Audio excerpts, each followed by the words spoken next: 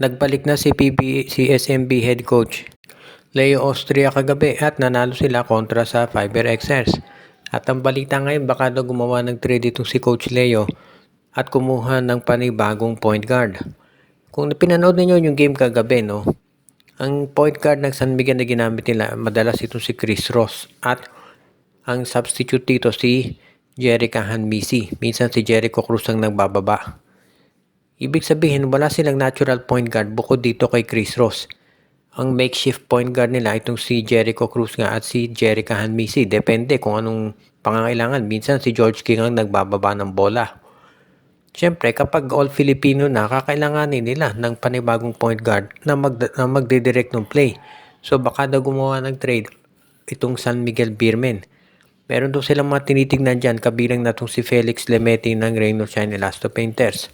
Alam nating maraming mga trades ngayon na napapabalita dito sa ROS, particular na kay Andre Karakut.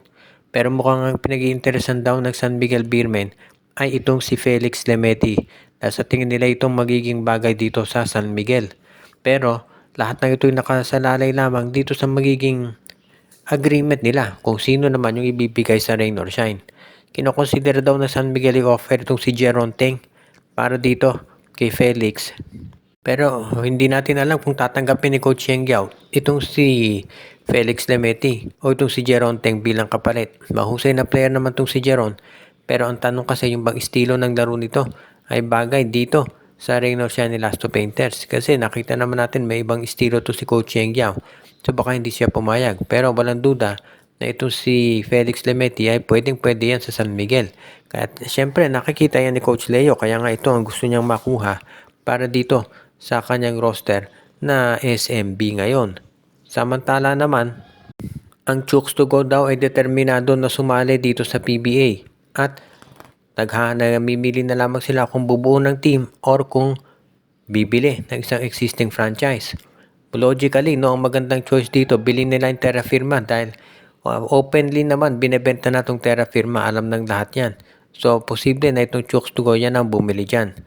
Alam natin na meron pang mga ibang teams na interesadong sumali sa liga kabilang ng Star Horse Shipping at yung Zamboanga Valientes. Pero so far, itong Chooks to Go ang mukhang may inside track dahil yung Zamboanga Valientes at yung Star Horse Shipping nireject yung kanilang application ng bibilin sana nila itong Global Port dahil hindi sila nakapasa doon sa technical requirements ng PBA.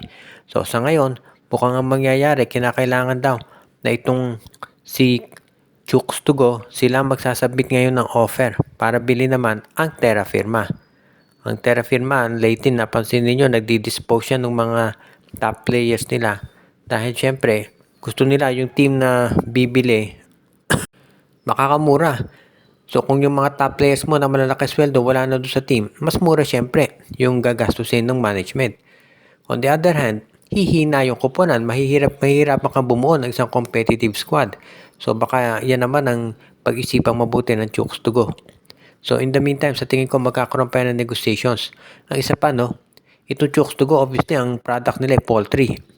So kinakailangan siguro, kung sasali Chooks to Go, kinakailangan ang Magnolia, either kinakailangan magpalit sila ng pangalan or papayag sila na meron silang karibal dyan sa PBA dahil itong Converge at TNT, pareho sila ng serbisyong ino-offer pero pumayag naman itong TNT Tropa. So sa tingin ko, itong PBA naman siguro, ang SMC, papayagan din itong Chooks to Go na sumali dito sa PBA.